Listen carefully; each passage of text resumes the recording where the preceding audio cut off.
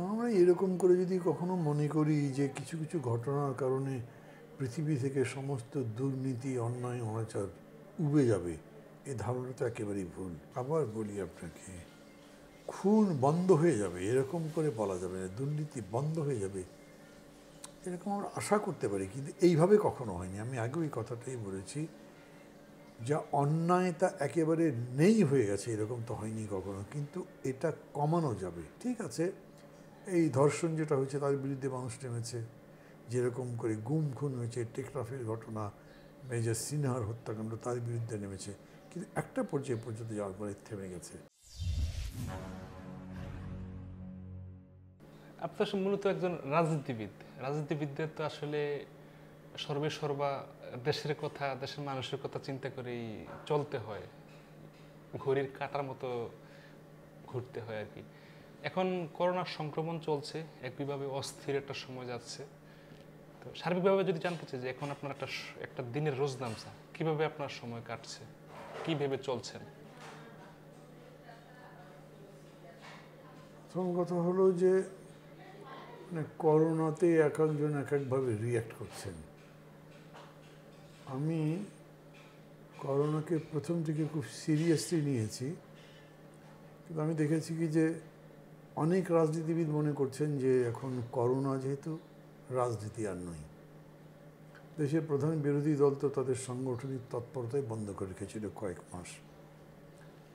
আমার কাছে মনে হয়েছে, আমি অতীতের অভিজ্ঞতা যেটা দেখেছি বই পড়ে বা এগুলো থেকে, দুর্ভিক্ষ, মহামারী, এই ধরনের ঘটনার সময় রাজনীতি, দুর্নীতি, অপশাসন, দুঃশাসন, লুটপাট বেশি হয়েছে। যে রাজনীতি থাকবে না এটা তো হতে পারে না। তো আমি এরকম বলতে পারি যে ডে 1 থেকে আমি এই সম্পর্কে কথা বলেছি, এবং এর তো ডকুমেন্ট আছে। মানে 8 মার্চ প্রথম রোগী শনাক্ত হলো, কিন্তু তার আগেও আমরা বলেছিলাম, আর সম্ভবত 14 মার্চ কি 16 মার্চ আমার মনে নেই, আমরা সংবাদ সম্মেলন করেছিলাম প্রেস ক্লাবে যে এটা নিয়ে আমাদের কি কি করা উচিত ছিল এবং সরকার যেটা করে নাই।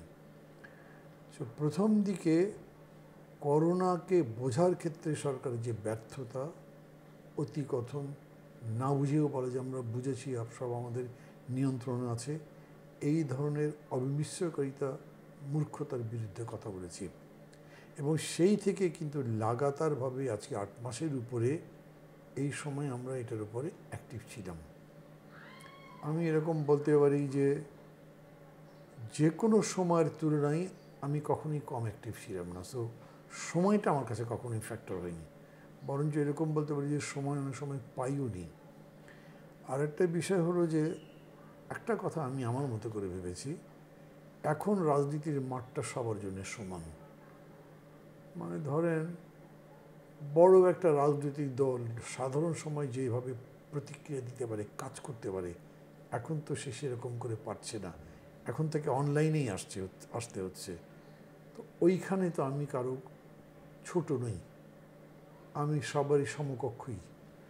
সেই হিসেবে আমি মনে করেছি যত বেশি আমি ভূমিকা পালন করতে পারবো, আমার চেয়ে বেশি কেউ করে ফেলবেন, হয়তো প্রোগ্রাম 10টা বেশি করতে পারেন, কিন্তু কোয়ালিটিতে আমি যদি ভালো থাকি তাহলে আমাকে বিট করবে কীভাবে।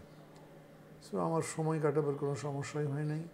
আমি একেবারে যত্রতত্র ঘুরে বেরিয়েছি সেরকম না, কিন্তু আমি আমার অফিস যদ্দূর সম্ভব প্রোটেক্ট করে, স্যানিটাইজ করে অফিস যাই। যথেষ্ট পরিমাণে মানববন্ধন করেছি, যথেষ্ট পরিমাণে সেমিনার, গোল টেবিল করেছি, সাংগঠনিক তৎপরতা সবই চালিয়েছি। আর অবসর সময়, মানে অবসর বলতে যে আগের মতো তো আর যেতে পারছি না, আমাদের প্রিকশন নিচ্ছে, কোনো কোনো সময় কম গুরুত্বপূর্ণ বিষয় অ্যাভয়েড করতে হচ্ছে, তাতে যে সময় বাঁচে, এই সময়ের মধ্যে আমি একটা লেখা লিখছি, একটা উপন্যাস লিখব কোভিডের উপর, একদম হয়তো হেডিংটাই করব কোভিড-19। আমি প্রায় 30,000 শব্দের মতো লিখেছি। আমি কোভিড এবং এটা থেকে ভবিষ্যৎ দিক নির্দেশনার ব্যাপারে বোঝার চেষ্টা করছি আরও ভালো করে, যাতে আমি উপন্যাসটা কন্ট্রিবিউশন করতে পারি। আর সামনে যেহেতু ফেব্রুয়ারি মাসে একটা বই বের করব ইচ্ছা আছে, কাজের কোনো সমস্যা হচ্ছে সেরকম মনে করছি না, কারণ সময় কাটানোর সমস্যা নেই আমার। আচ্ছা, আপনি যে কথা বললেন যে দুর্ভিক্ষ মহামারী যখন আসে তখন অস্থিরতা, নির্মম নির্যাতন, তারপরে রাহাজানি, রাজনীতি এসব বেশি হয়েছে। আমরা কিন্তু আপনার কথার প্রেক্ষিতে বলতে পারি তারই প্রতিচ্ছবি কিন্তু আমরা বিগত সময়গুলোতে পেয়েছি। আমি যদি অতীতের কিছু বিষয় ধরি, যে ত্রাণ চুরি, চিকিৎসাতে অবহেলার কথা বলার আর অপেক্ষা রাখে না। মানুষ দেখেছে যে মানুষের জীবনকে মানে খেলনা পুতুল মনে করে শাহেদ যে কাজটা করেছে, সাবরিনা যে কাজটা করেছে, সব কিছুর প্রতিচ্ছবিতে আমরা দেখছি। তো এটা কেন হয়? আমরা তো আমাদের বাংলাদেশটা পৃথিবীতে এমন একটা রাষ্ট্র যে রক্তের বিনিময়ে মানুষ যে নিজের জীবন দিয়ে দেশ স্বাধীন করে, তার একটা বড় রকমের একটা প্রমাণ হচ্ছে বাংলাদেশ। তো জন্ম থেকে এ যাবৎকাল তো আমরা রক্তারক্তি দেখছি, এটা কারণ না, আমরা এরকম করে যদি কখনো মনে করি যে কিছু কিছু ঘটনার কারণে পৃথিবী থেকে সমস্ত দুর্নীতি, অন্যায়, অনাচার উবে যাবে, এই ধারণা তো একেবারেই ভুল।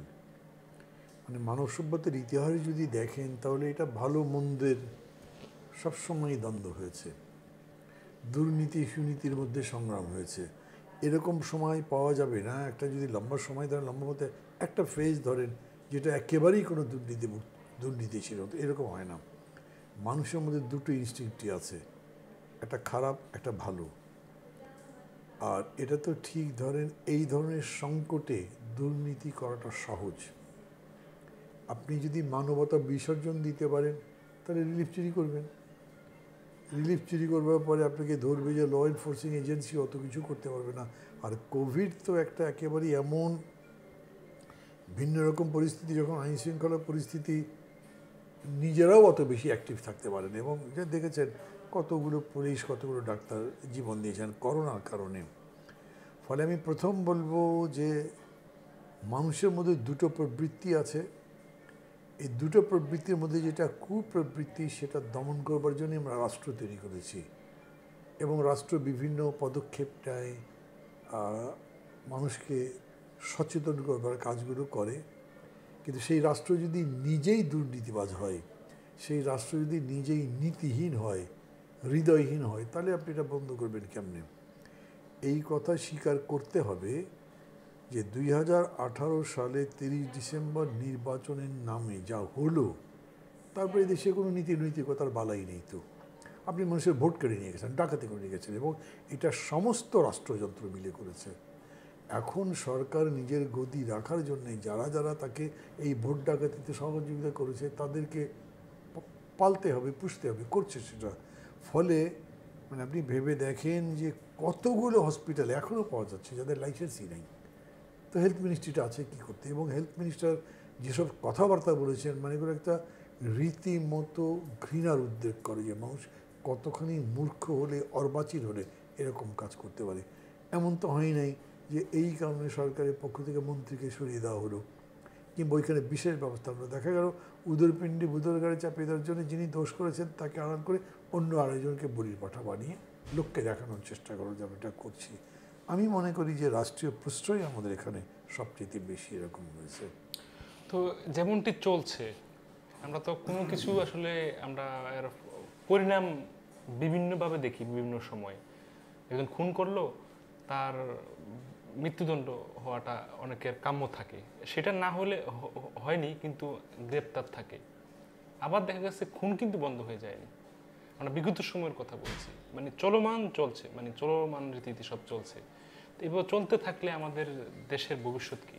আবার বলি আপনাকে, খুন বন্ধ হয়ে যাবে এরকম করে বলা যাবে না, দুর্নীতি বন্ধ হয়ে যাবে এরকম আমরা আশা করতে পারি, কিন্তু এইভাবে কখনো হয়নি। আমি আগেও এই কথাটাই বলেছি, যা অন্যায় তা একেবারে নেই হয়ে গেছে এরকম তো হয়নি কখনো, কিন্তু এটা কমানো যাবে, নিয়ন্ত্রণ করা যাবে, নিয়ন্ত্রণ করা যাবে, কমানো যাবে, খুবই সহনশীলতার পর্যায়ে আনা যাবে যদি রাষ্ট্র এই পথে থাকে। রাষ্ট্র মানে সরকার। তা আমাদের সরকার তো এরকম পথে কখনো ছিল আমি দেখছি না। বরঞ্চ এখন যে সরকার, এটা তো রীতিমতো এদেরকে প্রশ্রয় দিচ্ছে, পালছে, পুষছে, বড় করছে। তো এটা বন্ধ কবে নাগাদ, কীরকম করে হবে? একটাই হতে পারে, দেখতে দেখতে মানুষের যখন অসহ্য হয়ে পথে নামবে, একটা অভ্যুত্থান হবে, পুরো জনগণের মধ্যে একটা চেতনা আসবে যে না, আমাদের এই রকম রাষ্ট্র নয়, এই রকম সরকার নয়, এই রকম রাষ্ট্র চাই, এই ধরনের সরকার চাই, যেটা একটা নীতির উপরে প্রতিষ্ঠিত হবে, যেটা জনগণের কল্যাণকে বড় করে দেখবে এবং এই লক্ষ্যে তারা নিজেদের ব্যক্তিগত, দলীয়, পারিবারিক স্বার্থ দেখবে না, বরঞ্চ সমষ্টি স্বার্থ দেখবে। সেই রকম সরকার প্রতিষ্ঠিত হবে, তখনই কেবল এটা হতে পারে। এবং ওই রকম একটা সরকার হতে পারে যদি সত্যি সত্যি জনগণ তাদের রায় দিতে পারে, অধিকারের চর্চা করতে পারে, মানে সোজা কথায় গণতন্ত্র মৌলিক অধিকার প্রতিষ্ঠিত হলে। এটা ছাড়া এটা হবে না। এটা কি কখনো সম্ভব আমাদের দেশে? হ্যাঁ, অবশ্যই। পৃথিবীর বহু জায়গাতে আছে। মানে আমি একটা উদাহরণ দিই, ধরেন যে আমেরিকাতে মানে সবার কাছে অচিন্তনীয় ছিল যে একজন প্রেসিডেন্ট মানে ক্ষমতায় থাকা অবস্থায় এরকম আচরণ করবেন, এখনও করছেন, কিন্তু মানুষ তো রায় দিয়েছে। ওইখানে একজন কৃষ্ণাঙ্গকে যখন পিটিয়ে হত্যা করলো, তার বিরুদ্ধে করোনা না মেনে মানুষ প্রতিবাদ করলো।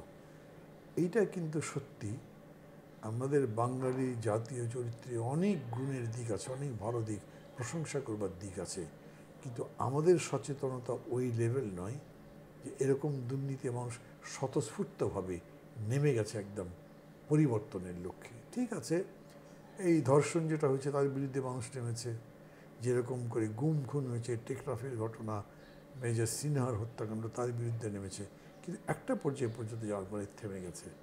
কিন্তু ওই সব দেশে আমি দেখলাম শেষ রেজাল্ট থেকে ওটা ভোটে তারা জানিয়ে দিল আমি তোমাকে আর চাই না আমরা। আমাদের দেশে তো ভোটটাই গায়েব করে দেওয়া হয়েছে, ভোটই নেই এদেশে আর। ভোট মানেই ডাকাতি, ভোট মানেই গাজরি, ফলে মানুষ দিশেহারা যে তারা কোন পথে মুক্তিটা পেতে পারে এইটা মানুষের কাছে পরিষ্কার হবে।